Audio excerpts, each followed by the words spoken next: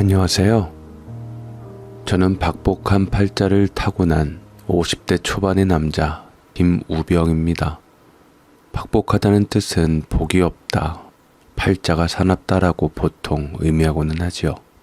그 뜻 그대로 저는 정말 박복하고 살면서 그게 진심이라고 느꼈던 순간들 또한 뒤통수를 맞아 다 무너지고 말았습니다. 남들은 평생 한번 겪을까 말까한 슬픔을 저는 거듭거듭 맞닥뜨려야 했기 때문입니다. 슬픔이란 게 한 번 올 때도 가슴을 핥히는 법인데 제 인생은 그저 마치 주기적으로 찾아오는 비극의 손님처럼 느껴졌습니다. 사랑하는 사람들한테 배신을 거듭당하는 것은 제 인생에 늘상 있는 일이었기에 저는 괴로웠고 지금도 저를 힘들게 살게 합니다.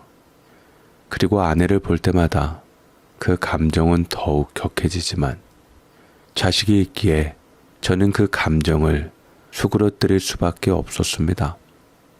아내가 잘못한 것은 아니지만 아내와 관련이 있고 그리고 제 어머니하고도 관련이 있는 상태이니 아내도 저도 악몽 같은 악연에 대한 기억으로부터 자유로울 수가 없었습니다.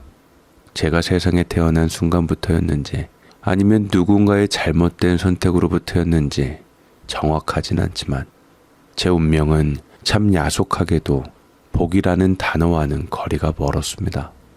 어머니는 제가 아직 말귀도 제대로 못 알아들을 무렵 다른 남자와 함께 집을 나가셨습니다. 그때는 너무 어려서 무슨 일이 벌어진 건지조차 몰랐지만 어렴풋이 기억나는 건 아버지의 손이 어느 날부터 더 거칠어졌고 그의 얼굴이 날마다 술에 절여져 있던 날들이 많았다는 점입니다. 우병아, 힘들다. 왜 이렇게 세상 사는 게 힘들어야만 하냐. 저승보다 이승이 낫다고 남들은 그렇게 얘기를 하며 다들 잘만 사는데 왜 나는 저승이 그립고 삶에 지쳐서 이렇게 힘든지 모르겠다. 세상 사는 즐거움이 뭔지 모르겠어.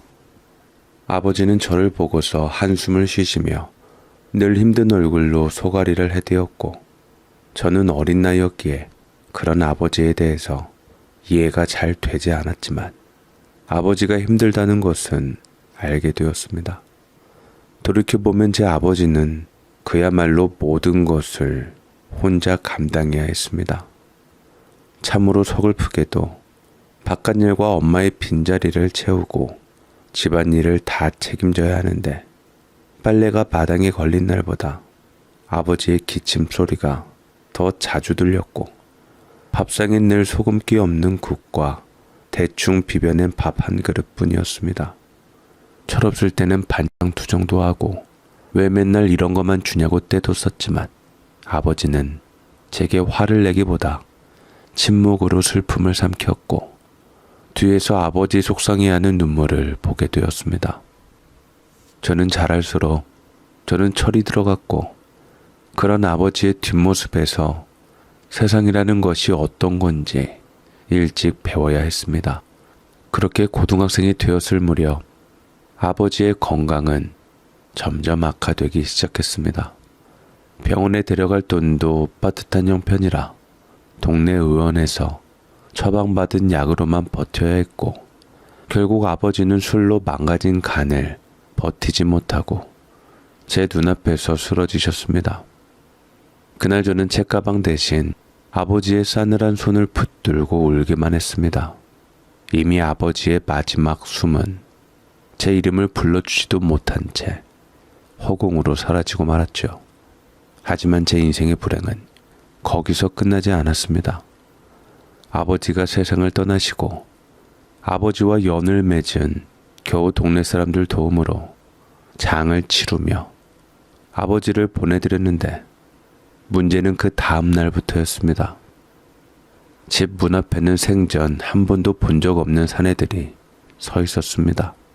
양복은 입었지만 어디 하나 가지런한 데가 없었고 웃는 얼굴이더라도 눈빛은 싸늘한 그런 사람들이었죠.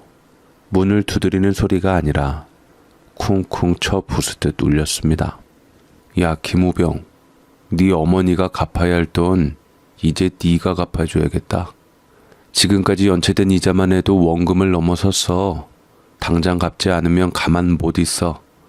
절대 고등학생이라고 안 봐준다. 처음엔 무슨 소리인지 알아듣지 못했습니다. 돌아가신 아버지의 일로도 정신이 아득한데 갑자기 어머니라는 단어가 나오는 순간 그 오래전 기억 너머로 사라졌던 이름이 튀어나와 가슴을 두드렸습니다.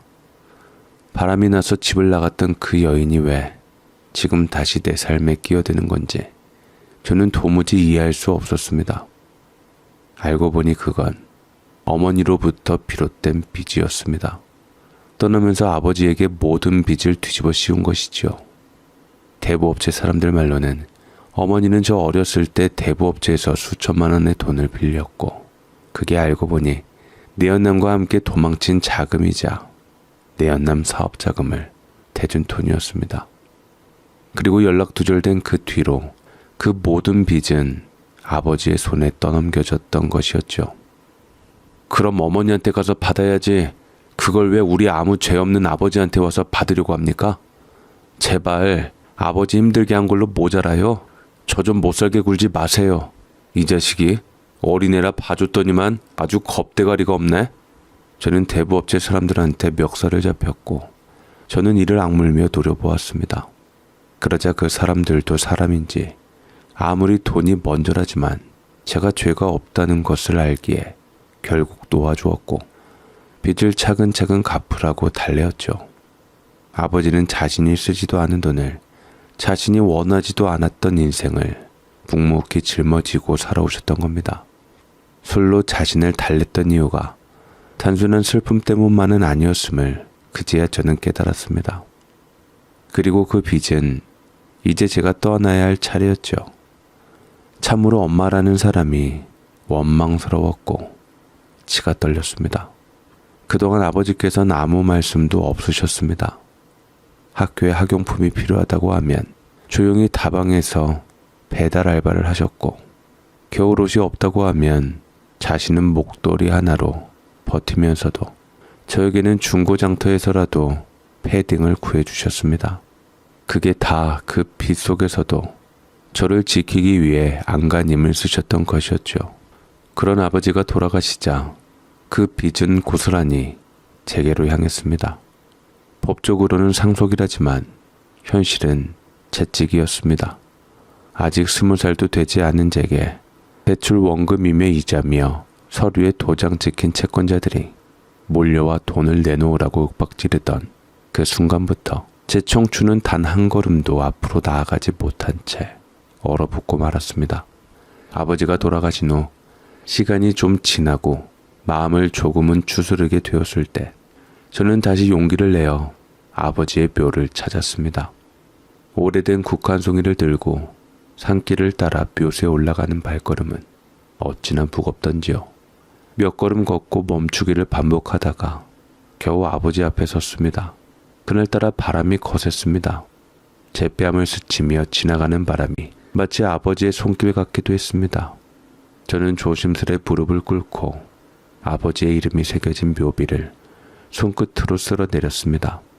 차디찬 돌을 만지는 그 감각에 문득 아버지의 손이 떠올랐습니다. 거칠고 굳은 살 박힌 손, 어린 저를 목욕시켜 주시던 그 손, 말없이 등을 토닥이던 그 손. 아버지, 정말 고생 많으셨어요. 그 한마디를 꺼내는 순간 참고 눌러두었던 감정이 터져나왔습니다. 울지 않으려고 했는데 저도 모르게 흐느끼며 울고 있었습니다. 아버지가 평생 얼마나 많은 것을 참아내셨는지, 얼마나 외롭고 쓸쓸하게 그 모든 고통을 삼키며 살아오셨는지 이제야 조금 알 것 같았습니다. 빚 때문에 평생을 허리 굽혀 살아야 했고 어머니의 흔적을 지우기 위해 아들을 지키려 애쓰셨던 삶, 그 외길 같은 인생이 너무도 가여워 가슴이 찢어질 듯 아팠습니다. 아버지 묘 앞에 앉아 한참을 울다 보니 제가 살아온 인생보다 아버지의 인생이 더 억울하게 느껴졌습니다. 그러면서도 제 안에서는 지울 수 없는 감정이 하나 더 끌어오르기 시작했습니다. 어머니에 대한 원망, 그리고 증오였습니다.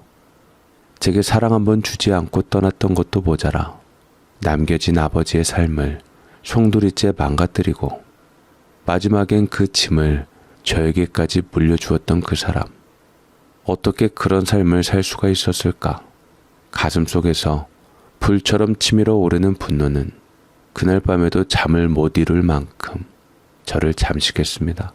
하지만 그 원망을 쏟아부을 대상은 이미 이 세상 어디에도 없었습니다. 어머니는 행방이 묘연했고 그 존재조차 마치 안개처럼 사라져 있었습니다. 그 사람들은 정말 끈질겼습니다. 제가 그 사람들이 경고 후에도 이자를 못 내니 제 일상을 뒤쫓아오기 시작했습니다. 처음엔 집 앞이었고 그 다음은 학교였죠. 복도에 서 있던 양복 차림의 남자 2명이 저를 보며 웃지 않는 얼굴로 말했죠. 너 이렇게 나몰라라 하면 재미없어. 아버지 대신 이제 네가 책임져야 할 차례야. 돈 갚을 생각이 없으면 반드시 대가를 치르도록 할 거야. 그 말이 던져지는 순간 주변의 모든 소리가 꺼지는 것 같았습니다. 친구들 웃음소리도 종이 울리는 소리도 선생님의 목소리도 들리지 않았습니다. 그저 제 앞에 서 있는 그 2 남자의 눈빛과 한기가 흐르는 그 말투만 머릿속에 남았죠. 학생이라는 이유로 무시당할 수도 있을 거라 생각했지만 그들은 오히려 더 노골적이었습니다. 어리니까 우리가 더 쉽게 다룰 수 있겠네라는 태도였달까요. 결국 저는 매일같이 교실 창문 너머로 그들이 서 있는 모습을 봐야 했고 선생님들조차도 점점 저를 곁눈질하기 시작했습니다. 학교라는 곳이 저를 보호해줄 울타리는 아니었습니다. 공부는 애초에 제 길이 아니었습니다. 머리도 그렇게 좋은 편이 아니었고 어떤 꿈이나 목표를 가져본 적도 없었습니다. 책상에 앉아 펜을 쥐는 시간보다 골목길에서 공사장 인부들을 구경하거나 주방 뒷문으로 나오는 김밥 냄새를 맡는 시간이 더 많았던 아이였으니까요. 그런 제가 그런 빚을 짊어지고 살아갈 방법은 없었습니다. 결국 저는 아버지가 남기신 작은 통장 하나를 손에 쥐고 도망을 결심했습니다. 그 통장에는 몇백만 원 남짓한 돈이 있었습니다. 병원비로도 모자라게 마련한 돈이었지만 그조차도 아버지가 제 이름으로 남겨주신 마지막 흔적이었습니다. 유산이라고 하기엔 너무 초라한 돈이었지만 그래도 저는 그것을 손에 쥐고 깊은 밤 몰래 집을 빠져나왔습니다. 야반도주라는 말이 딱 어울리는 장면이었습니다. 캐리어도 없었습니다. 학교 가방에 옷 몇 벌과 통장 하나를 넣고 버스 터미널로 향했습니다. 버스표를 살 때 손이 얼마나 떨리던지 표 끊는 아저씨가 괜찮냐고 물었을 정도였습니다. 이렇게 거짓말 같은 일들이 차례차례 벌어지면서 저는 결국 제 운명을 원망하지 않을 수 없었습니다. 왜 나였을까? 대체 내가 무슨 죄를 지었길래 사람들은 평범한 가정에서 어머니 아버지의 사랑을 받으며 방학이면 가족여행을 다녀오고 생일이면 축하를 받으며 사는데 왜 나만은 이렇게 태어나자마자 모든 걸 잃은 채 살아가야 하는가? 어린 마음에 하늘을 쳐다보며 물었습니다. 정말이지 이 세상에 신이 있다면 나 같은 아이에게 왜 이토록 가혹한 시련을 주는지 이해할 수가 없었습니다. 세상은 공평하지 않았고 저는 그 부당함을 너무 이른 나이에 알아버렸습니다. 아버지는 살아생전 단 한 번도 친척 이야기란 걸 꺼내신 적이 없었습니다. 나중에 알게 된 건 아버지 역시 일가 친척 하나 없는 천의 고아였다는 사실이었습니다. 부모님 없이 자라 세상에서 겨우 자신 하나 믿고 버티며 살아왔던 사람. 그런 아버지가 어떻게든 가정을 꾸려보겠다고 선택했던 것이 결국엔 그를 무너뜨린 시작이었는지도 모르겠습니다. 그런 아버지의 자식인 저 역시 당연히 기댈 곳이 없었습니다. 명절이면 친구들은 외갓집, 할머니 댁에 간다고 설레는 표정을 지었지만 저는 그날이 오히려 더 무서웠습니다. 누가 불쑥 너는 어디 안 가니라고 묻기라도 할까봐, 말문이 막힐까봐, 내겐 그런 곳이 없다는 게 들킬까봐 말이죠. 그래서 저는 더 이상 누군가에게 기대지 않기로 했습니다. 어린 나이에 스스로를 지키겠다는 결심을 했습니다. 이미 부모의 울타리 따위는 없었습니다. 도망쳐 도착한 낯선 도시, 이정표도 모르고 사람 하나 없는 거리에서 저는 사람들의 발길을 따라가다 간판이 낡아 빠진 어느 작은 공장 앞에 멈췄습니다. 안녕하세요. 저 여기서 일할 수 있을까요? 그렇게 문을 열고 들어갔습니다. 아직 변성기가 끝나지 않아 앳된 목소리였지만 제 눈엔 간절함이 담겨 있었겠죠. 처음엔 사람들도 웃었습니다. 머리에 피도 안 마른 애가 무슨 공장을 하고 말이죠. 하지만 저는 되돌아갈 곳이 없다고 했고 자고 먹는 건 아무 데서든 가능하다고 말했습니다. 어른들이 잠시 서로 눈치를 주고받더니 어느 엄숙해 보이는 사람이 나와서 저를 빤히 쳐다보더니만 저한테 가출했냐고 물어보고 제가 아무 대답이 없자 이내 하루만 해봐라 하고 허락을 해주었습니다. 그렇게 저는 운이 좋게도 공장에서의 삶을 시작했습니다. 처음엔 매일이 두려움의 연속이었습니다. 혹시라도 그 대부업체 사람들이 제 행방을 추적해 이곳까지 쫓아오면 어쩌나. 누군가 제 이름을 불러 세우기라도 하면 가슴이 덜컥 내려앉았습니다. 눈에 띄지 않으려고 고개를 늘 숙이고 다녔고 점심시간에도 사람들과 어울리지 않고 구석에서 조용히 김밥 한 줄로 허기를 때웠습니다. 숙소도 없던 저는 공장 구석 먼지가 뽀얗게 내려앉은 짜투리 공간에 낡은 담요 하나 깔고 잠을 청했습니다.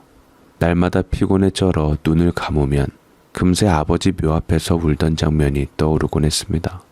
그렇게 아버지를 보낸 뒤 저는 마치 도둑처럼 숨어 살았고 살아있다는 것이 죄처럼 느껴질 때도 있었습니다. 하지만 그 모든 불안 속에서도 저를 끝내 무너지지 않게 해준 사람이 있었습니다. 바로 그 공장 사장님이셨습니다. 사장님은 묵묵히 일만 하며 말 수 없는 저를 유심히 지켜보셨던 모양입니다. 어느 날 저녁 퇴근도 하기 전에 공장 문을 닫고는 제게 따뜻한 국밥을 한 그릇 사주셨습니다. 국밥 한 숟갈을 뜨는데 눈물이 나더군요. 그게 누구에게 받는 첫 식사 같은 느낌이었습니다. 그날 저는 처음으로 제 이야기를 조심스레 꺼냈습니다. 어머니가 진 빚, 아버지의 죽음, 그로 인해 도망치듯 살아가는 지금의 현실까지 저도 모르게 울먹이며 얘기하는데 사장님은 말없이 제 손등을 토닥이셨습니다. 어린 녀석이 참 많이도 고생했구나.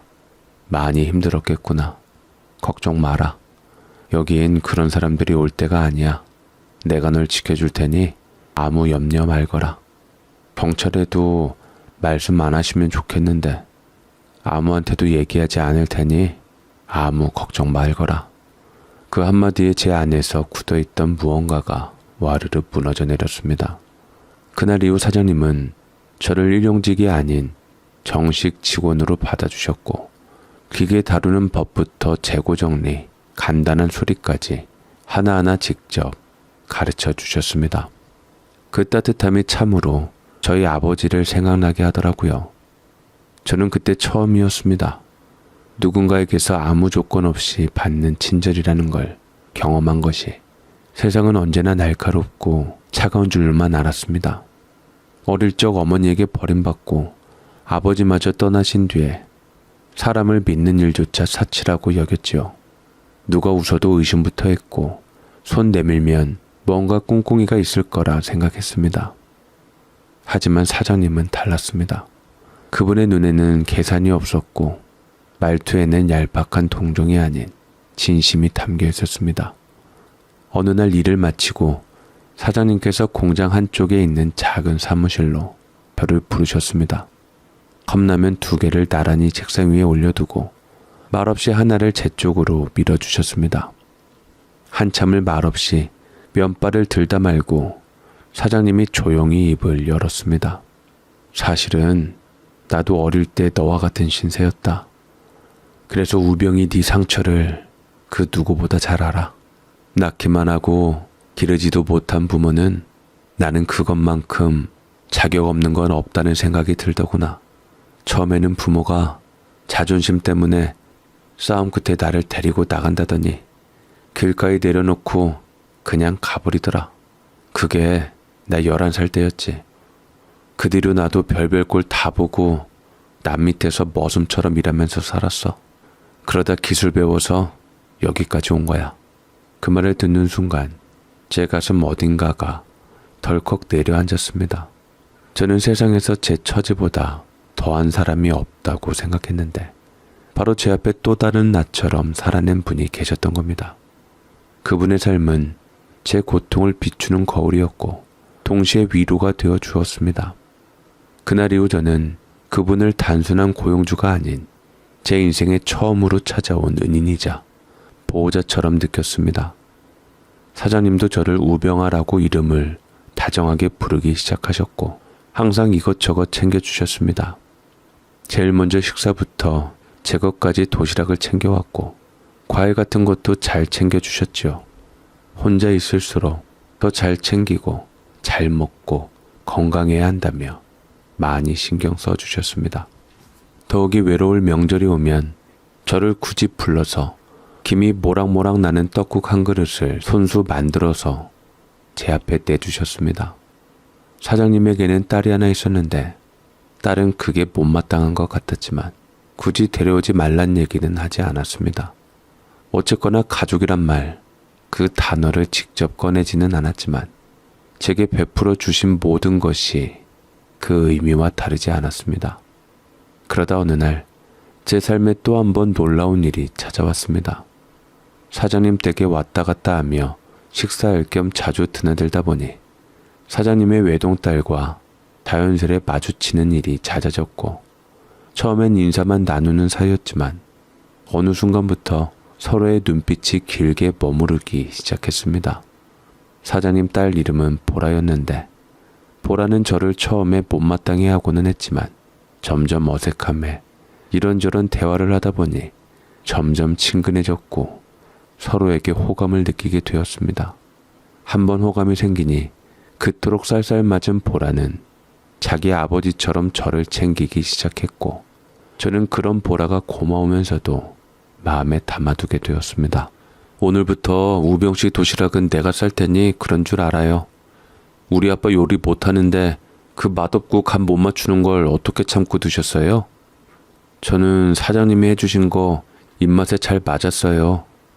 그럼 이제부터 제가 해준 음식은 더 잘 드시겠네요. 이제부터 더 맛있게 드시라고 제가 싸도록 할게요. 사장님의 딸 보라는 공장 일도 도맡아 도와주곤 했고 야근이 있는 날엔 간식이며 커피를 챙겨다 주며 저에게도 따뜻하게 대했습니다. 그 친절이 그저 예의였기만 했다면 아쉬울 뻔했습니다. 물론 제 주제를 알고 있었기에 마음을 품는다는 것 자체가 불경스럽게 느껴졌지만 그래도 사장님과 보라는 저를 한결같이 대하며 진심을 내어주었습니다. 우병 씨는 웃을 때가 더 좋아 보여요. 웃는 게 그렇게 예쁘면서 자주 웃어야지 나도 기분 좋지요. 안 그래요? 고마워요. 미안하고요. 고맙다는 말도 미안하다는 말도 하지 말아요. 그런 말 들으려고 우병 씨한테 제 진심 주는 거 아니었으니까. 우병 오빠, 이제부터 오빠라고 불러도 되죠? 처음 제 이름 대신 우병 오빠라고 부르던 그날 저는 아무 말도 하지 못한 채 얼굴이 붉어지고 말았습니다. 그리고 그렇게 아주 조심스럽고 더디게 우리의 감정은 서로를 향해 움직이기 시작했습니다. 솔직히 말해 저는 그 사랑이 오래가지 못할 거라고 생각했습니다. 어차피 이룰 수 없는 감정이고 나처럼 가진 것 없는 사람에게 그 집 딸이 마음을 준다 한들 세상은 용납하지 않을 거라 여겼기 때문이었습니다. 그래서 그냥 이러다 말겠지 싶어서 그 사람이 마음이 식기를 기다리며 제 마음을 감추려 했습니다. 하지만 그 마음은 감춘다고 사라지는 것이 아니었죠. 언젠가부터 보라의 미소 하나에도 하루를 버틸 힘이 생겼고 늦은 밤 공장 밖 벤치에 앉아 둘이 마신 캔커피 하나에 마음이 따뜻해지곤 했습니다. 그러던 때에 보라는 저와 가까워졌다고 생각했던지 사장님께 제 얘기를 했다는 걸 알게 되었습니다. 그 소식을 들은 순간 피가 얼어붙는 기분이었습니다. 이제 끝났구나. 이 공장에서도 나가야겠지 생각했죠. 사장님이 아무리 절 챙기고 좋아했다지만 그래도 자기 소중한 자식하고 저랑 얽히는 것을 좋아하는 사람은 없을 것 같았습니다. 왜냐면 저에게는 동정심을 가질 뿐이지 그 동정심으로 사랑하는 딸하고 얽히길 바라진 않을 것 같았습니다. 하지만 며칠 뒤 사장님이 뜻밖의 반응을 보이셨고 제게 조용히 불러 말하셨습니다. 우병아, 사람은 태어난 곳보다 어디까지 가는지가 중요하단다. 너처럼 바닥에서부터 성실하게 살아온 놈이라면 우리 딸 잘 지켜줄 수 있을 것 같더라. 사장님, 아무것도 가진 것 없고 보잘것없는 제가 보라씨 곁에 있어도 정말 상관없어요? 넌 기회랑 환경만 주어졌다면 그 누구보다 잘했을 녀석이다. 나는 그걸 알아. 너의 가능성을 믿기 때문에 내 딸을 내어주어도 전혀 아깝지 않아. 오히려 우리 보라가 시집을 잘 가는 거라 생각한다. 사장님, 그 한마디에 저는 말없이 고개를 숙였고 눈시울이 뜨거워졌습니다. 제 지난 인생을 모두 부정해도 이상하지 않을 만큼 큰 상처를 가진 제가 누군가의 사위로 누군가의 가족으로 받아들여진다는 게 믿기지 않았습니다. 저는 결혼 전까지 사장님 앞에서 그래도 보라씨 곁에 자격되는 남자가 되기 위해 검정고시를 치러서 고등학교 졸업장을 따고 기회가 된다면 야간대학도 가겠다고 약속드렸습니다. 하지만 사장님은 제가 검정고시를 보든 뭘 하든 아무래도 상관없다고 말씀해 주셨습니다. 그러다 장모님 얘기가 나왔는데 장모님 또한 현명하신 분이어서 장인 어른을 든든하게 내조를 해주셨고 그 덕분에 가정을 지키며 살아갈 수 있었지만 안타깝게도 장모님 되실 분은 예전에 돌아가셨다고 했습니다. 그래서 더 사장님, 아니 장인어른께서는 저에게 아내에게 더 잘해주라고 말씀하시는 듯 했어요. 처음엔 제가 가진 사연 때문에 마음의 벽을 세우지 않을까 걱정도 했지만 제 과거보다 제 진심을 먼저 봐주셨습니다. 장인어른은 제 손을 꼭 잡으며 말씀하셨습니다. 사람이 어디서 왔느냐보다 어떻게 살아가느냐가 중요한 거야. 잘 부탁하네. 그 말씀 한마디에 저는 마음 깊이 고개를 숙였고 다짐했습니다. 저를 가족으로 받아들여준 이 사람들을 절대 실망시키지 않겠다고, 이제라도 가족이라는 이름 앞에 부끄럽지 않은 사람이 되겠다고 말이지요. 그렇게 저는 열심히 노력한 끝에 보라에게 청혼을 하게 되었고 보라는 기꺼이 제 청혼을 받아들였습니다. 만인이 축복하는 결혼식을 올리며 그렇게 저희 부부는 서로를 의지하며 살아가기 시작했습니다. 처음으로 주말이 기다려졌고 명절이 따뜻하게 느껴졌습니다. 밥상 위에 앉아 함께 젓가락을 드는 그 단란한 풍경 하나하나가 제게는 모든 것이 새롭고 귀한 시간이었습니다. 제 인생에선 처음이었습니다. 가족이라는 이름을 품고 하루하루를 살아간다는 것이 그저 밥을 함께 먹는 일, 서로의 이름을 부르는 일, 자잘한 투정을 나누는 일조차도 감동적이고 벅찼습니다. 그것만으로도 제게 충분히 대단하고 고마운 일인데 아내는 머지않아 제 아이를 갖게 되었고 10달을 힘들게 품은 결과 첫째 딸인 우리 혜진이가 태어났습니다. 임신했을 때 초음파 사진을 보는 것도 참으로 신기하고 얼떨떨한 상황에서 손에 쥐어지는 것이 모두 작고 여린 딸아이를 품에 안았을 때 저는 비로소 세상에 이렇게 소중한 존재가 있을 수 있구나 하고 느꼈습니다. 제가 누군가의 보호자라는 사실이 기적처럼 느껴졌고 반드시 우리 가족은 내가 지켜야겠구나 결심이 섰습니다. 아내는 유독 딸을 애지중지하며 안고 물고 빨고 했는데 아비가 자식 소중한 마음이 드는데 직접 10달을 품고 낳은 엄마는 오죽하려 했지만 그러면서 제 생각이 겹쳐졌습니다. 엄마도 나를 낳고 키웠을 때 저렇게 애지중지하고 사랑스럽게 키웠을까? 그런데 왜 나를 버렸을까? 어떻게 부모가 자식을 버릴 수가 있을까? 어떻게 이 존재만으로도 애틋하고 사랑스러운 작은 것을 버리고 자기 여자로서의 행복 위하자고 남편 버리고 자식 버리고 가정 다 내팽겨치고 언놈하고 만나 피까지 잔뜩 지게 한 뒤 도망을 갔을까? 그래서 더 용서를 할 수가 없었습니다. 부모가 되어보니 부모 마음이 역력하게 더 느껴졌기에 더 어머니를 이해할 수 없고 용서할 수가 없었습니다. 그리고 아이를 키우면서 힘든 일도 있고 어려운 일도 많았지만 아이가 한번 웃어주고 행복해할 때마다 사르르 녹으니 아내는 곧장 둘째를 준비하게 되었고 몇 해 지나지 않아 아들 준수가 태어났습니다. 딸이 제게 따뜻한 봄바람 같았다면 준수는 한여름의 햇살 같았습니다. 작은 손으로 제 손가락을 꼭 쥐고 마치 아빠 나 믿지라고 속삭이는 듯한 그 눈망울에 저는 세상 무엇과도 바꿀 수 없는 희망을 받습니다. 우리는 평범했지만 누구보다 단단한 가족이었습니다.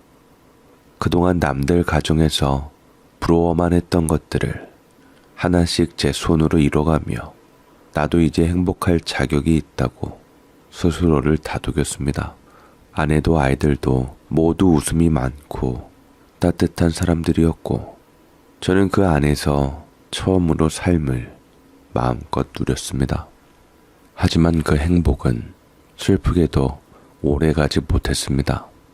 그렇게 내 전부인 아이들이 나를 떠나려 한다는 사실에 믿겨지지 않았습니다. 그날을 저는 평생 잊을 수가 없습니다. 그때가 아들 7살 때인가요? 언제나처럼 유치원에서 돌아온 준수가 유난히 창백한 얼굴로 제 무릎에 기대더니 작은 목소리로 그러더군요. 아빠, 오늘은 좀 많이 피곤해요. 왜? 어디가 아파? 그냥 자고 싶어요. 아빠랑 잠깐 놀이터 나가서 놀까? 맛있는 거 사줄게. 좋아요. 근데 조금만 먼저 잘래요.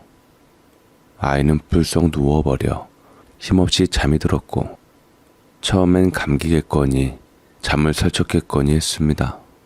아이는 성장하면서 피곤해할 수도 있으니까요. 하지만 그날 이후로도 준수는 밥을 남기고 자주 열이 오르내렸으며 놀이를 하다가도 금세 숨을 몰아쉬곤 했습니다. 불안한 마음에 병원을 갔고 여러 검사가 이어졌습니다. 결과를 들으러 갔던 날 의사 선생님은 한참이나 말을 꺼내지 못하시더니 이내 조심스럽게 입을 열었습니다. 아이가 급성 림프구성 백혈병입니다. 뭐라고요? 백혈병이요? 저희 준수가요? 네, 하루빨리 치료를 받으심이 좋을 것 같습니다. 상태가 좋질 않아요. 그 말이 제 귀에 들어오자마자 시간도 공기도 모든 소리가 멈춘 것 같았습니다. 제 뒷덜미가 쭈뼛서고 두 다리가 덜덜 떨리며 입술은 바짝 타들어갔습니다. 그저 아픈 줄만 알았던 우리 아이가 그 무서운 병에 걸렸다는 사실이 현실처럼 느껴지지 않았습니다. 아내는 병원 복도에 주저앉아 오열했고 저는 그 모습을 붙잡아 끌어안으며 간신히 정신을 붙들었습니다. 괜찮아. 우리 준수 살릴 수 있어. 아직 우린 아무것도 포기 안 했어. 그렇게 스스로를 다잡으며 저희 가족은 아이를 살리기 위한 사투에 들어갔습니다. 치료비는 눈덩이처럼 불어났고 저는 그동안 모아둔 돈의 대출까지 끌어당겨가며 병원에 쏟아부었습니다. 장인어른도 발벗고 도와주셨고 아내는 거의 병원에 눌러 살다시피 하며 준수를 품에 안고 기도했습니다. 하루에도 몇 번씩 아들의 팔뚝에 꽂히는 주사 바늘을 보며 저는 마음속으로 수백 번을 대신 맞고 싶다고 되뇌었습니다. 아이는 울부짖다가 나중에는 살고자 하는 마음으로 고통마저 놓고 떼도 부리지 않았으며 의젓하게 모든 치료를 다 참아냈습니다. 하지만 그런 준수의 노력에도 불구하고 그해 겨울 크리스마스를 열흘도 남기지 않는 어느 아침, 준수는 제 손을 꼭 쥐고 조용히 눈을 감았습니다. 준수를 떠나보내고 난 후 우리 가족은 마치 시간이 흐름 속에서 한 걸음도 나아가지 못한 채 그대로 멈춰 있었습니다. 집안은 말수가 줄었고 웃음소리는 자취를 감췄으며 텔레비전의 소음마저 허전하게 들릴 만큼 모든 게 조용하고 무거웠습니다. 그 중에서도 가장 많이 무너진 분은 장인어른이셨습니다. 겉으론 괜찮은 척 묵묵히 말없이 담배만 태우셨지만 손등에 새겨진 깊은 주름과 자꾸만 멍하니 허공을 바라보시던 눈빛을 보며 저는 알 수 있었습니다. 이분이 가장 아파하고 있다는 걸요. 아비가 자식 손주보다 오래 살아서야 되겠나. 내가 우리 준수 대신 가야 하는데. 그분은 어느 날 술 기운에 그렇게 말씀하시곤 뒤돌아 눈물을 훔치셨습니다. 그럼에도 불구하고 장인어른은 절 위로해 주셨습니다. 우병아, 힘들겠지만 준수, 혜진이를 위해서라도 다시 일어서자. 사람이 아무리 무너져도 남은 식구를 지켜야 하지 않겠나. 네, 제가 일어나야지요. 그래야지 보라도 혜진이도 저를 믿고 살겠지요. 그런데 제가 너무 마음이 아파요. 준수를 그렇게 잃은 게 다 제 탓인 것 같아요. 그런 소리 하지 말아라. 자식 간 건 자식의 운명이지 절대로 부모 잘못은 아니다. 네가 버린 것도 아니고 어떻게 해서든 살리려고 했는데 너는 최선을 다했어. 그 말에 저는 장인어른 앞에서 한바탕 오열을 했고 뱉은 말처럼 보라와 혜진이를 보고 다시 마음을 다잡았습니다. 이대로 주저앉아 버릴 수는 없었습니다. 장인어른과 저는 준수를 떠나보낸 슬픔을 잊고자 더한 노력으로 다시 공장 운영에 집중하기 시작했습니다. 예전처럼 활기를 되찾아 보려 했었고 눈빛만으로도 서로의 속내를 알 만큼 호흡도 잘 맞았지요. 하지만 세상은 마음먹은 대로 흘러가 주지 않았습니다. 엎친 데 덮친 격으로 경기가 급격히 나빠졌고 거래처 몇 곳이 부도를 맞으면서 우리 공장도 연달아 타격을 입었습니다. 납품했던 품목의 대금은 들어오지 않고 고정비는 나날이 쌓여만 갔습니다. 장인어른과 저는 밤을 새워가며 회의도 하고 공장 장비까지 저당 잡혀가며 버텨보려 했지만 내리막 길이라는 건 한번 굴러떨어지면 속도를 멈출 수 없는 법이더군요. 결국 우리는 큰 빚을 떠안게 되었고 장인어른께서 살고 계시던 집마저 경매로 넘어갔습니다. 그때 장인어른께서 말씀하셨습니다. 이제 나는 길바닥에 나앉는구나. 그 말 한마디가 어찌나 가슴을 후벼 팠는지 저는 차마 대답도 하지 못했습니다. 어느새 가족을 위해 평생을 바쳐온 한 어른이 단 하나의 손주를 잃고 삶의 터전마저 빼앗긴 채 쓸쓸히 짐을 꾸리는 모습은 차마 눈뜨고 보기 어려울 만큼 고통스러웠습니다. 아내와 저는 긴 상의 끝에 더는 혼자 계시게 할 수 없다는 결론을 내렸습니다. 장인어른은 이미 많은 것을 잃으셨고 저희에게 남겨진 마지막 어른이셨기에 우리가 함께 보시며 지켜드리는 것이 마땅하다고 생각했습니다. 그렇게 장인어른과 함께 사는 삶이 시작되었습니다. 공장은 문을 닫았고 저는 더 이상 직업을 가릴 처지가 아니었습니다. 새벽마다 인력사무소에 나가 번호표를 받고 무거운 자재를 나르고 콘크리트 바닥을 기어다니며 하루하루를 버텼습니다. 손에는 굳은 살이 박히고 허리는 서서히 굽어갔지만 그래도 식구들을 지켜야 한다는 마음 하나로 견딜 수 있었습니다. 빚을 갚고 병원비를 메우고 겨우겨우 밥상 하나 차릴 만큼만 벌면서도 다시 한번 우리 가족이 일어설 수 있을 거라 믿고 있었습니다. 그러던 때에 장인어른께서 갑자기 쓰러지셨습니다. 집안에 쩌렁하게 울리는 소리, 뒤이어 터지는 아내의 비명. 장인어른은 고열과 호흡곤란으로 병원 응급실에 실려갔고 진단은 신부전이었습니다. 시간이 얼마 남지 않으실 수 있습니다. 지속적인 치료와 입원이 필요합니다. 의사들은 하나같이 의대 대학 시절에 저렇게 인정머리 없는 말투까지 교육을 받는지, 말투는 우리 준수 때나 마찬가지로 냉정하고 우리는 숨을 삼킨 채 서로의 눈을 바라봤습니다. 하지만 저희에겐 당시 많은 돈이 없었고 장인어른의 지속적인 입원을 감당할 여력이 없었습니다. 이미 준수의 치료로 무너진 가게는 회복되지 못했고 제 하루 품삯으로는 약값 하나도 감당하기 어려웠습니다. 결국 우리는 장인어른을 집으로 모셨습니다. 병원 침대 대신 방 한편에 요를 깔고 산소호흡기와 약간의 의료용품으로 버텨가며 온 식구가 돌아가며 장인어른을 간병했습니다. 장인어른은 말이 줄었고 가끔씩 손을 더듬어 아내의 손을 찾았습니다. 그때마다 아내는 눈을 감고 그 손을 꼭 잡았지만 어딘가 마음 깊은 곳에서 끓어오르는 감정을 억누르는 듯한 표정이었습니다. 저는 장인어른이 마음이 아프고 서글픈 마음에 항상 장인어른을 살폈고 그런 장인어른도 신경 써주고 있는 제게 고마워하는 것 같았습니다. 평생의 은인이고 아버지로 모신 장인어른을 이렇게 쉽게 떠나보내기가 어려웠기에 제가 할 수 있는 거라고는 신에게 매달리며 기도밖에 할 수가 없었지요. 이럴 때 사업이 잘 되었더라면 후회하지 않게 준수 때처럼 병원에 입원해서 모시는 게 맞는 건데 참으로 제가 불효자라는 생각에 쓸모없이 느껴졌습니다. 그러던 어느 날 밤 저는 새벽에 문득 깨게 되었고 유달리 그날따라 목이 타는 바람에 일어나 한 사람을 깨우려 했지만 아내는 곁에 없어 휑했습니다.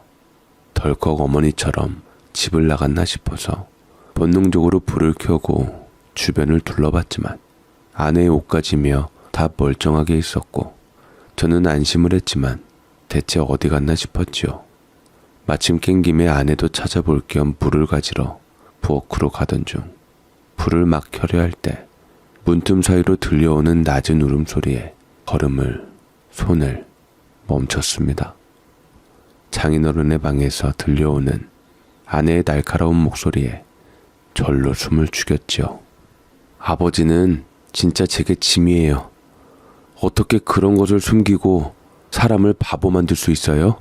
저는 아내의 날카로운 악에 바친 목소리에 흠칫 놀랐습니다. 아내가 까칠하고 틱틱거리기는 했지만 저렇게 화를 내거나 소리를 지른 적은 없었습니다. 그것도 병든 장인어른께 말이지요. 대체 무슨 일인가 싶어서 말리려다 아내의 이어지는 말이 심상치 않아서 저도 모르게 듣고 말았습니다. 예전에 엄마 버리고 다른 여자랑 바람 펴서 집 나가 살다가 교통사고 내서 아버지 죽다 살아난 거 기억하시죠? 아버지 벌 받은 거예요. 차라리 그때 엄마가 아버지를 받아들이지 말고 돌아가시게 냅뒀어야 했어요. 아버지 개인적인 양심 때문에 제가 이렇게 희생당하는 일은 없잖아요. 이제 다 어쩔 거예요? 왜 내 인생을 이렇게 망쳐요? 아내의 목소리에 심장이 두근두근 거렸습니다. 누구보다 가족을 소중하게 여기는 아내가 유독 아버지에게만은 틱틱거리고 사랑하면서도 싫은 감정을 가끔 드러내기는 했는데 장인어른의 생각지도 못한 얘기에 저는 당황했습니다. 살아생전 장모님을 버리고 다른 여자랑 바람을 피다가 죽다 살아났다던 장인어른, 그 누구보다 도덕적이신 분이라는 것을 알고 있기에 제가 알고 있을 법한 장인어른의 행보가 아니었습니다. 사람은 누구나 실수를 한다는 말을 하신 장인어른 말씀이 문득 생각났고 혹시나 뜻밖의 말에 상당히 놀랐고 아내의 말을 묵묵하게 듣고 있던 장인어른이 인정하고 괴로운 듯 눈시울이 붉혀지다가 후회하는 것처럼 말했습니다. 그래도 우병이 좋은 녀석 아니냐. 내가 비록 그 여자의 아들이라 양심의 가책 때문에 너랑 결혼시키기는 했어도 나는 그래도 녀석이 우리 집안에 큰 역할을 했다고 생각한다. 그럼 내 인생은요? 내가 왜 아버지 가책에 따라 움직여야 해요? 그 사람은 또 무슨 죄고요? 그 사람이 아버지 정체를 안다면 내가 조금만 마음의 준비를 한 후 우병이한테 말아마. 뭐라고 말할 건데요? 내가 사실은 너희 가정을 파탄내고 빚을 네 아버지한테 떠넘기고 네 엄마랑 도망친 장본인이다라고요? 그 사람이 과연 아버지를 용서할 수 있을까요? 저는 생전 처음으로 두 다리가 풀린 채 주저앉고 말았습니다. 심장이 무너지듯 내려앉고 귓가에는 고막을 찢는 듯한 침묵만이 울렸습니다. 지금 제가 무슨 말을 들었는지 알 수가 없었습니다. 장인어른이 내연남이라니, 그토록 증오하고 미워했던 우리 가정을 파탄내고 아버지를 빚더미로 몰아 죽게 만든 내연남. 근데 그 장인어른이 엄마와 얽힌 내연남이라고. 그러니까 지금까지의 모든 일들이 제가 장인어른에게 인정받고 그분의 신뢰를 얻고 사위로 받아들여졌던 그 모든 과정이 양심의 가책 때문이었다는 것은 제게 너무나도 큰 충격이었습니다. 제가 어떤 사람인지 알아서 어떤 상처를 짊어졌는지 이미 알고 있었기에 그래서 저를 품어주고 딸까지 내어주었다는 그 말이 가슴속을 마디마디 지디기며 내려앉았습니다. 우리 가정을 파탄낸 장본인이었으면서 모르는 척 나를 구원하고 손을 내밀어서 자기 가족으로 만들었다는 것은 그건 마치 죄책감을 덜어내기 위한 자기 구원의 선택이었던 것이었습니다. 제가 세상에 홀로 남겨졌을 때 그들은 이미 모든 사실을 알고 있었고 그걸 알면서도 저에겐 단 한 번도 진실을 말하지 않았습니다. 우병이 좋은 녀석이잖냐. 그 말이 왜 그토록 따뜻하게 느껴졌는지, 왜 그렇게 나를 특별히 아껴주던 건지 파렴치한 그 사람에게 느낀 감정들은 참으로 소름이 돋을 지경이었고 몸소리가 쳐졌습니다. 그 사람의 가식과 나를 가지고 놀고 능멸하는 파렴치한 짓이었습니다. 어쩐지 세상에 그렇게 좋은 사람이 있을 리가 없는데 천의 고아아이고 아무것도 갖지 못한 나를 대학 졸업한 자기 딸과 엮어줄 리가 없었는데 그게 다 이유가 있었다니. 얘기를 맞춰보니 모든 퍼즐 조각이 이제야 제대로 맞아떨어지기 시작했습니다. 그토록 복잡하게 얽혀있던 제 인생의 시작점이 바로 거기서부터였던 겁니다. 제가 겨우 2살 무렵이었습니다. 기억조차 희미한 그 시절, 겉으론 평범하게 보였던 우리 가족은 사실 끓어오르는 배신의 한복판에 서 있었던 거지요. 어머니는 아버지와 함께 맞벌이를 하며 가정을 꾸리고 있었습니다. 물질적으로 넉넉하진 않아도 아이 하나 잘 키우겠다는 그 작은 희망 안에서 우리는 분명 평범하고 조용한 삶을 살고 있었던 것으로 알고 있었습니다. 그러나 그 모든 일상이 무너지는 데엔 단 한 사람의 욕심이면 충분했습니다.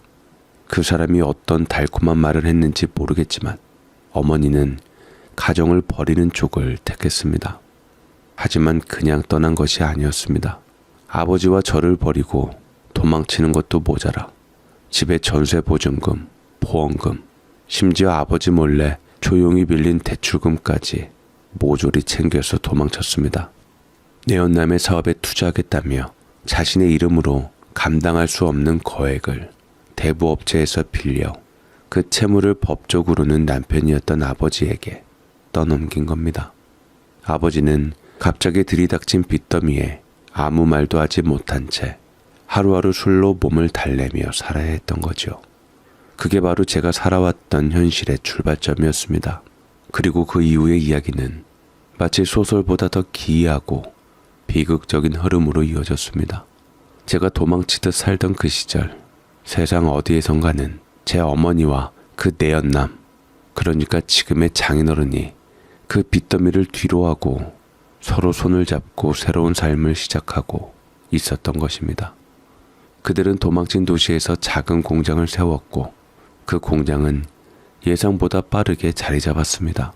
남의 피눈물 위에 세운 터전이었지만 세상은 그런 걸 쉽게 심판하지 않았고 그들은 남모를 속죄를 한다는 듯 아무 일 없던 사람들처럼 살아갔습니다. 하지만 하늘은 보고 있었던 걸까요? 어느 날 그 2사람은 바람도 쐴 겸 바닷가로 여행을 떠났다고 합니다. 돌아오는 길에 과속으로 인한 차량 전복 사고가 일어났고 그 자리에서 제 어머니는 현장에서 숨졌다고 했습니다. 죽었다는 그 한 문장을 들었을 때 저는 복잡한 감정에 휩싸였습니다. 그토록 원망하고 그토록 그리워했던 사람, 왜 나를 그렇게까지 만들었는지 끝내 묻지도 못한 사람, 그 어머니가 이미 세상에 없다는 사실이 제 분노보다 더 깊은 허망함으로 다가왔습니다. 그리고 살아남은 사람은 바로 장인이었습니다. 그 사고 이후 장인어른은 다시 원래의 집으로 돌아왔습니다. 자신을 끝내 떠나지 못했던 본처, 즉 장모님과 마치 아무 일도 없었다는 듯 재결합해서 살아가기 시작했습니다. 하지만 장모님은 그 모든 진실을 알고 있었고 속이 병들어 결국 화병으로 세상을 떠났다고 했습니다. 그리고 남겨진 사람은 장인과 딸 하나, 그 딸이 바로 제 아내였던 겁니다. 알고 보니 장인어른은 제가 공장에 들어와 일하던 그 시절부터 이미 저를 알아보고 있었던 것이었습니다. 아버지와 함께 지냈던 제 이름, 어머니의 얼굴, 그 시절 도망쳤던 도시에서 다시 마주친 그 모든 기억의 조각들이 그분의 가슴속 어딘가를 찌르고 있었겠지요. 처음에는 망설였을지도 모릅니다. 하지만 제가 아무것도 모른 채 땀 흘려 일하고 공장 안에서 묵묵히 자리 잡아가는 모습을 보며 그분도 어쩔 수 없는 양심의 무게를 견딜 수 없었을 것입니다. 그렇게 장인어른은 자신이 저지른 죄의 흔적을 지우는 대신 저를 받아들이는 길을 택했습니다. 딸과 결혼을 허락했고 사위로 맞아들이며 제게 아버지라 불릴 수 있는 새로운 울타리를 만들어주려 했습니다. 하지만 그게 진심이었든 아니든 그 모든 행위는 결국 면죄부를 사기 위한 선택이었습니다. 제가 고마워해야 할 것처럼 보이도록 만들어진 철저히 설계된 속죄의 형식일 뿐이었습니다. 친아버지 이상의 존재로 여겼던 내 모든 정을 다 주었던 그 사람이 말입니다. 그리고 아내도 얘기를 들어보니 처음부터 모든 걸 알고 있었던 건 아니었을 겁니다. 아버지가 과거에 무슨 짓을 했는지, 제가 어떤 고통을 겪으며 자라왔는지 몰랐기에 그녀 역시 저처럼 진실의 희생자일지도 모르겠습니다. 하지만 시간이 지나 아내가 모든 것을 알게 되었을 때 아내 역시도 침묵했습니다. 말하지 않았고 외면했고 그러면서 살아갔습니다. 물론 아내 입장에서도 피해자였기에 말할 수가 없었겠죠. 자식 둘이나 낳고 그렇게 행복하게 살고 있는데 스스로 그것을 깨뜨릴 수는 없었을 겁니다. 그래도 제 입장에서는 그 선택이 그녀 나름의 도피였든 보호였든 간에 결국 저는 제 인생 전체가 감춰진 비밀 위에 세워진 속죄의 구조물이었다는 사실을 알고 말았습니다. 목이 타서 물 한번 마시러 왔다가 지옥을 경험한 것 같은 느낌이 들었습니다. 저는 비틀거리며 더 이상 버틸 수 없었습니다. 몸이 떨렸고 가슴은 끓는 물을 들이킨 듯 뜨거웠습니다. 수십 번을 문 앞에서 망설이다가 결국 저는 그 사람들이 있는 문을 열고 들어갔습니다. 문이 열리는 소리에 방안은 순식간에 정적에 휩싸였고 장인어른과 아내는 고개를 휙 돌려 저를 바라봤습니다. 여보, 언제부터 거기에 있었어? 당신이 소리칠 때부터. 그들의 얼굴엔 놀람과 당혹 그리고 두려움이 동시에 스쳤습니다. 아내는 입술을 떨며 무언가 말을 꺼내려 했고 장인어른은 침대에서 몸을 일으키려다 제 증오스러운 표정을 본 순간 멈칫했습니다. 우병아, 그게 말이야. 오해일 수도 있어. 장인어른의 목소리는 떨리고 있었습니다. 하지만 저는 이미 다 들었습니다. 아내의 절규, 장인의 고백, 그 말 하나하나가 제 뼛속까지 파고들어 더는 어떤 해명도 받아들일 수 없는 지경이었습니다.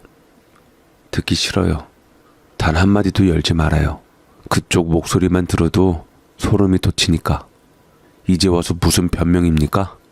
내가 여기까지 살아온 게 당신들 죄값 덕분이었습니까? 그래서 그 죄책감으로 날 거두어 준 겁니까? 그게 가족입니까? 목소리가 커지지도 않았습니다. 담담한 말투였지만 그 안에 억누른 분노와 쓰라림이 가득 담겨 있었습니다. 저는 아내를 바라보았습니다. 아내는 아비의 죄 때문에 고개를 떨구며 고개를 숙이고 있었고 손끝이 자꾸만 떨리고 있었습니다.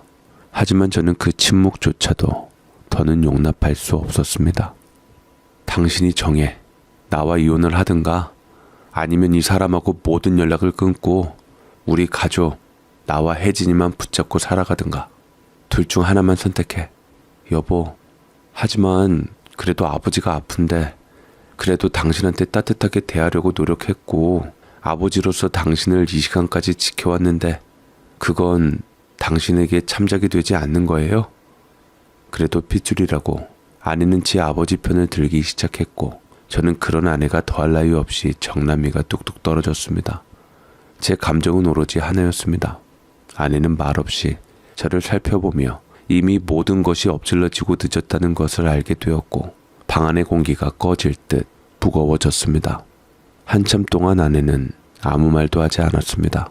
하염없이 자신의 늙은 아비를 절망적인 얼굴로 쳐다볼 뿐이었죠. 그러다 결심한 듯 이를 악물며 조용히 고개를 들고 눈물을 글썽이며 입을 열었습니다. 나도 몰랐어요. 처음부터 알았던 거 아니에요. 아버지한테 나도 너무 많이 원망했어요. 엄마가 그렇게 떠난 것도 준수가 그렇게 된 것도 다 내 업보라고 생각하고 참았어요. 근데 이제는 나도 더는 못 참겠어요. 당신 말대로 할게요. 아버지와 연을 이제 끝낼게요.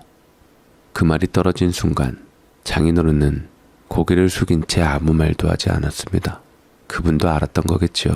자신이 쌓아온 속죄의 집이 그 순간 무너지고 있다는 걸.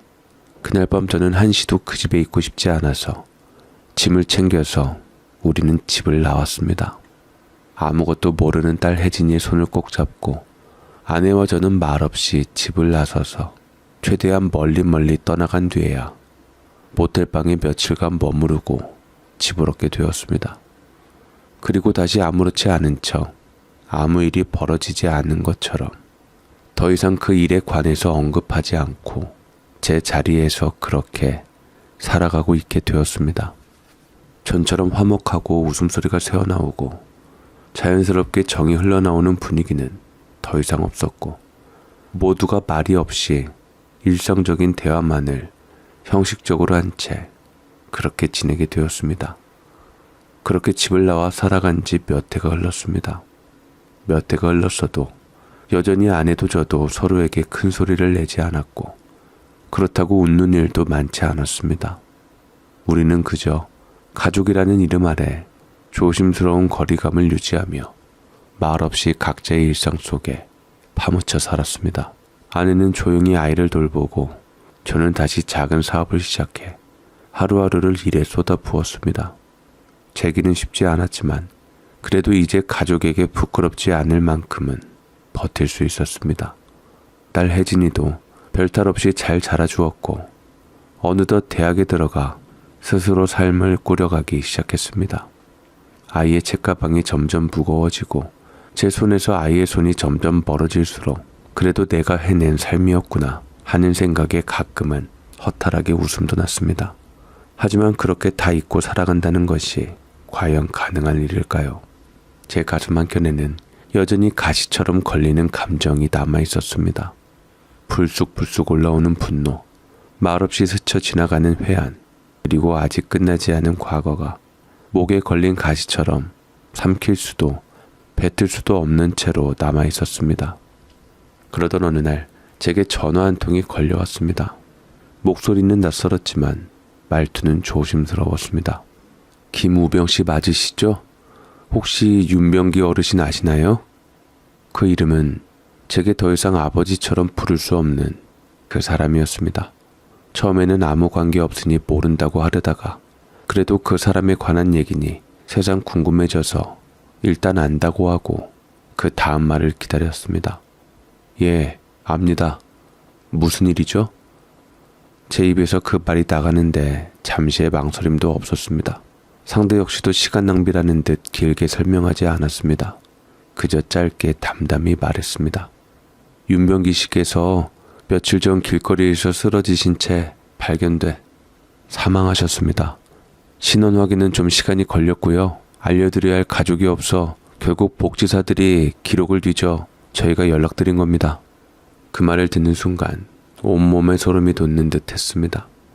어디선가 바람이 스치는 것도 같고 이름 없는 죄책감이 갑자기 제 뒤통수를 내리치는 느낌이었습니다. 아내는 소식을 듣자 한동안 말을 잇지 못했습니다. 고개를 숙인 채 두 손으로 얼굴을 감싸 안았고 딸 혜진이는 무슨 일인지 알지 못한 채 조용히 방 안으로 들어갔습니다.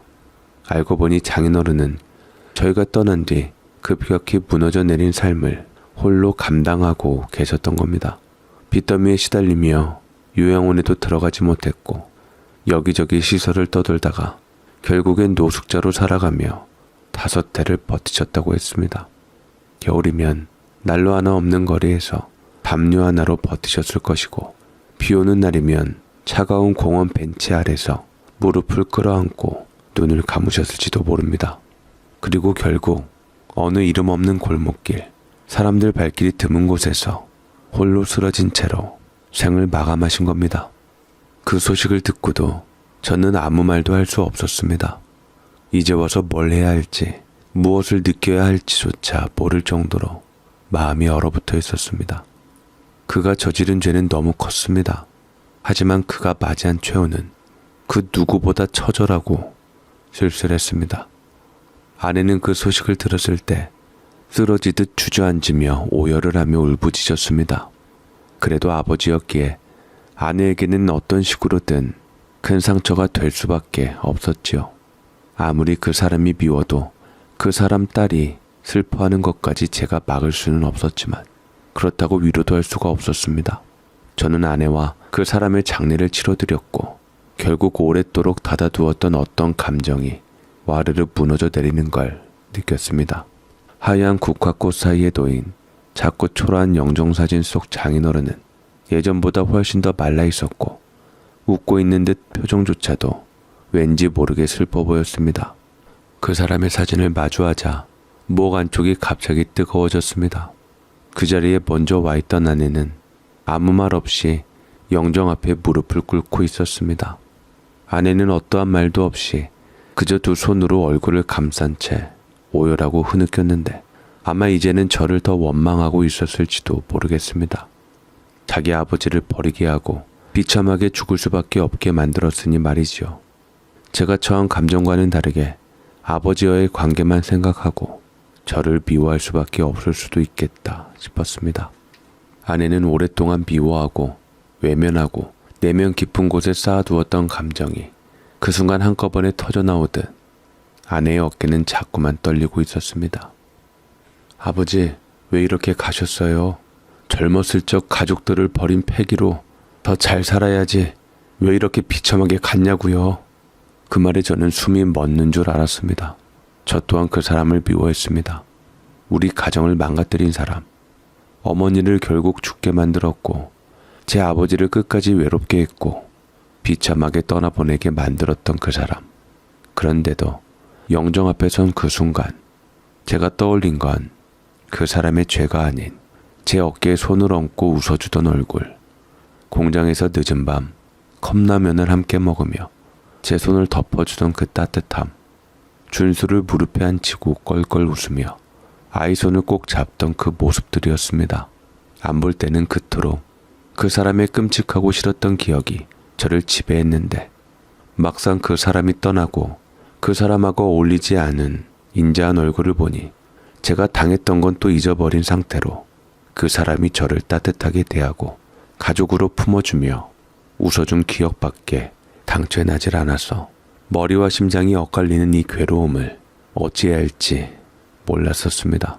그 장면들이 파도처럼 밀려들자 저도 모르게 쉴 새 없이 눈물이 흘러내렸습니다.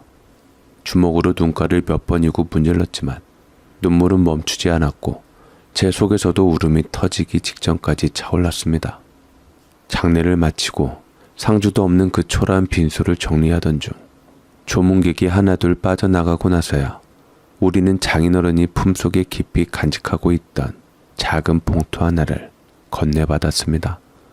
낡은 봉투 안에는 그 사람의 마지막 글 유서가 있었습니다. 글씨는 많이 흔들렸고 군데군데 얼룩이 져 있었지만 마지막 문장 하나는 또렷이 남아 있었습니다. 보라야, 우병아, 미안하다. 내 죄는 끝끝내 씻을 수 없지만 너희는 부디 서로 아껴주며 행복하게 살아다오. 나는 이제 마음속에서라도 너희에게서 떠나려 한다. 사랑하고 미안했다. 정말로 너무 많이.